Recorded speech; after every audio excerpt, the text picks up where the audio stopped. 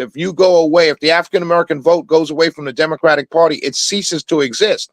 And you're looking at all this money floating out of this country, while at the same time, for the last 10 years, many in the Democrat Party, white and black, have told you that reparations money is not there because we don't have enough. But you're seeing billions of dollars every single year going out of this country to foreign countries for the LGBT community. And so at a certain point, whether you agree with Trump or not, whether you agree with black Republicans or not, whether you agree with Shelley Wynter or not, at a certain point, pure logic dictates that you say, whoa, wait a minute, huh? What's going on here? Emil, your response to Shelley.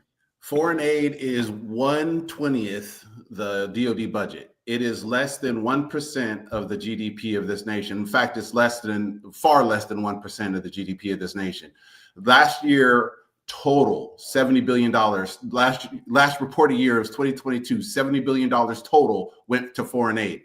That $70 billion is a drop in the Pentagon's bucket. It's not even the budget for the F-35. So the questions that we're answering are not necessarily, should we walk and chew gum? We can do foreign aid, which is a small part of the overall budget in America.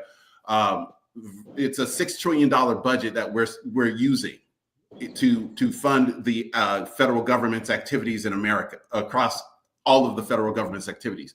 Of that, 70 billion in 2022 went to foreign aid. That's pure red herring. To me, it's a misnomer to think that foreign aid dollar somehow affecting domestic spending. VA has the second largest budget in the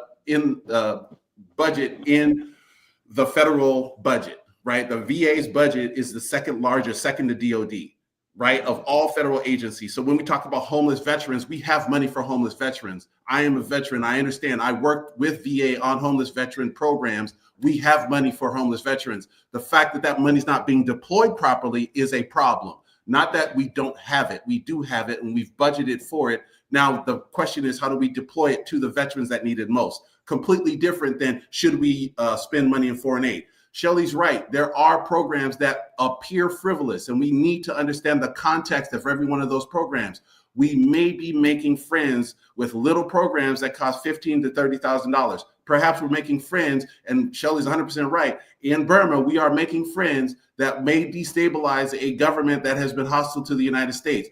I do not necessarily agree with how the CIA does its work. I do not necessarily agree that State Department, CIA, and USAID working together is a good thing. But I do agree that in order for, or where I disagree, is that foreign aid is somehow a problem that Black people are not getting money because it's going to Ukraine or it's going. Now, we have money for everybody. The problem is that Black people in America don't get the money they're supposed to get. It has nothing to do with money going over to Ukraine or going over to Burma or going anywhere else. That money is set aside right here in America for Americans. The fact that we're not getting it is a completely separate problem from money that goes outside of the United